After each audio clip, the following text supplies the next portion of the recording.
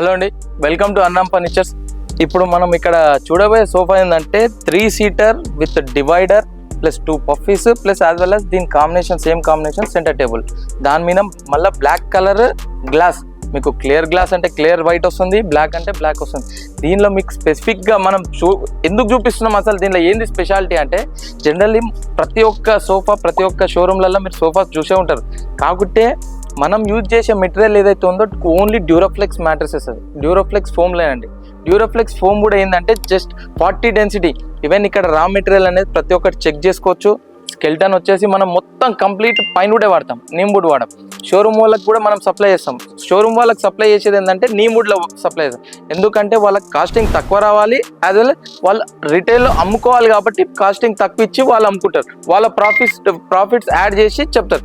ఈడేంటంటే direct business to customer, మన factory to customer. ఇది ఈ ఫ్యాక్టరీ నుంచి మీకు రావడానికి ఏంటి అంటే main important raw material as well as foam product. మీకు ఫ్యాబ్రిక్స్ కానివ్వండి, చాయిసెస్, నెంబర్ ఆఫ్ చాయిసెస్ ఉంటాయి.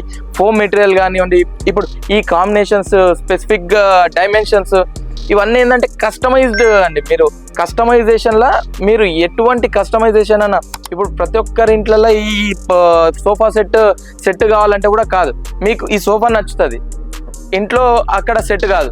సో మీకు మెజర్మెంట్, మీ ఇంటి మెజర్మెంట్ ప్రకారంగా మనం మోడల్ తయారు చేస్తాం.